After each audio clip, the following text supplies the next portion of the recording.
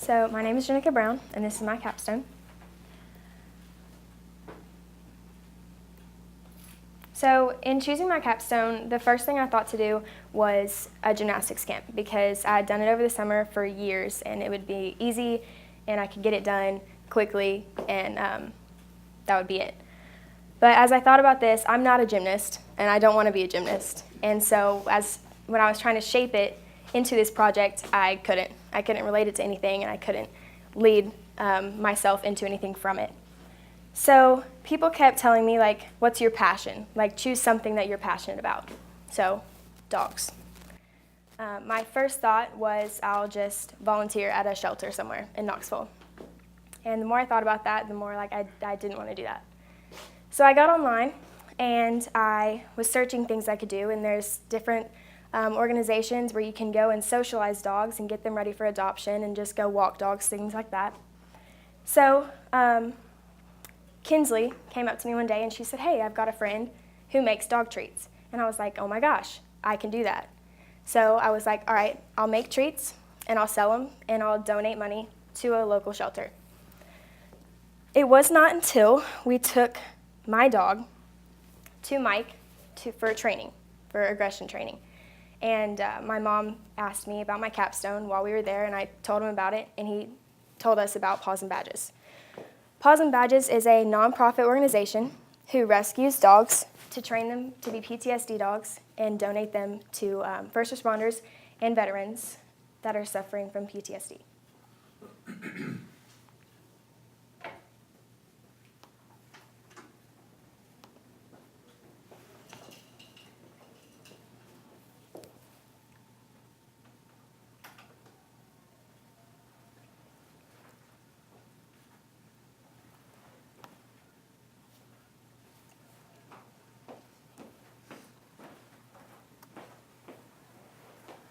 Do we have a volume thing?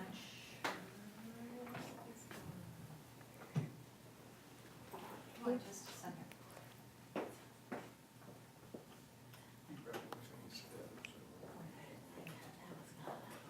Profit Oh, organization. I got it. 501c3, and we don't charge recipients $60,000 for 6 to 8 months of training. We do it out of volunteers, our staff, our officers, our board of directors, donations. But we started back in 2014. This was my goal, was to have a nonprofit that was free of charge. Waiting lists, ones that are out there now, is $30,000 to $60,000 a dog. Our program's set up. We don't have a waiting list. As soon as you come in, we're going to get you a dog. It costs you nothing. It's been nothing short of a miracle. I mean, what this dog has done for me in the short time I've had her is beyond words. She's gotten me to open up and go places I haven't been in years. Get out more than I have in years. And generally got me back a little bit of my personality that I used to have. Unless you've got a good support system through your doctor or your psychiatrist or psychologist or whatever, then you just don't hear about it. I want Paws and Badges to stay free, because every dog that I give someone, I'm not just saving the dog, I'm saving that person. So the larger we get, the more people I can help. It's not about how big we are, it's about how many people we can help without the medication aspect, but through the love and respect of an animal, what they do to a person's body, mind, and spirit.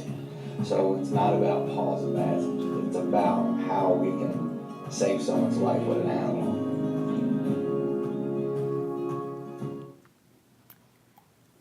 Okay, so my mentor, Mike, is here today, and he is the volunteer head trainer of Paws and Badges. He is a retired canine officer and handler from the Knoxville Sheriff's Department, and he was diagnosed with PTSD after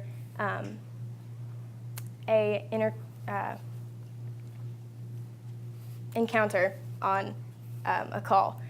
I'm not going to try and tell a story because I don't think I can do it justice.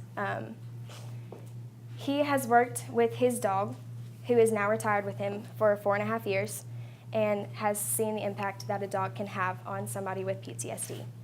His wife, Amanda, is the one who started the business because she saw this as an outlet for him and wanted to expand on that. She knows the effects that it can have not only on an individual, but on the family also. So my expectations going into this was that I wasn't going to have much involvement. I was going to sell the treats and I was going to donate the money.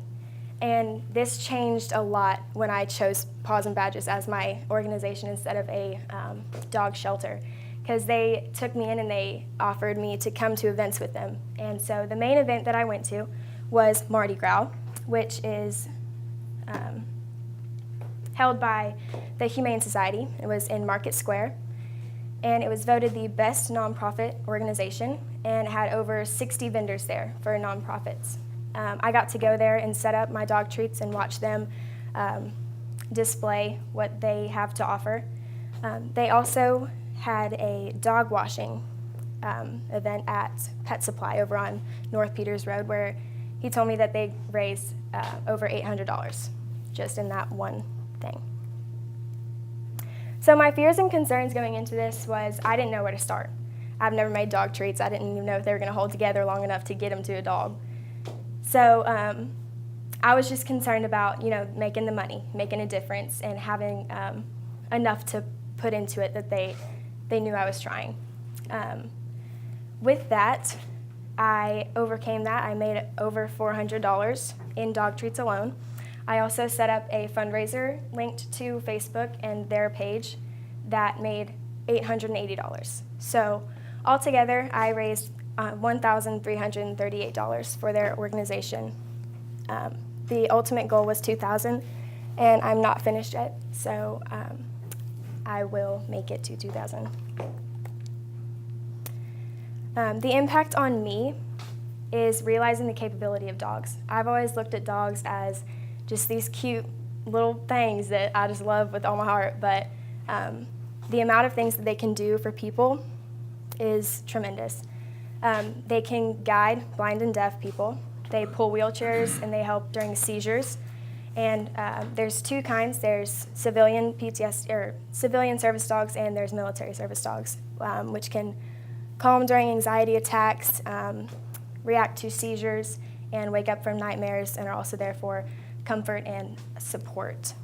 I also got to learn a lot more about PTSD than I knew. It's when you go through a trauma, which is a shocking and dangerous event, and it's not rare. It can happen to anybody. 60% of men and 50% of women will experience this at one point in their lifetime, and 7 to 8% of all American populations will have PTSD at some point in their lifetime.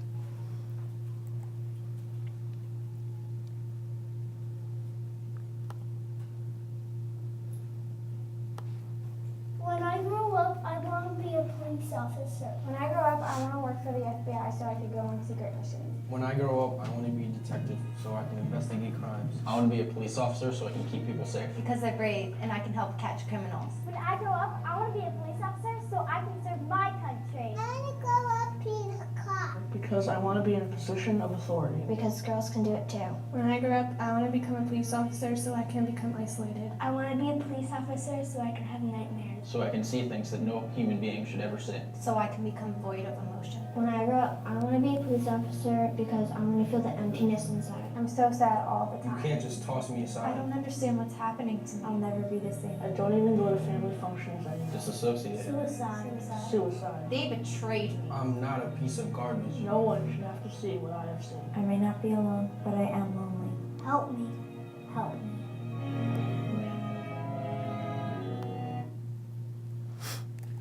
When I grow up, I want... The takeaway that I got from this project was that there is so much more to dogs and there is so much more to PTSD than a lot of people know of. And the more that we can get it out there and the more that we can help other people, they will realize that. And I think that it's very important that young kids who aren't even affected by it should know what's going on and should be aware. Dogs are much more than pets. Like I said before, they have so many more capabilities than they're given credit for as household like pets.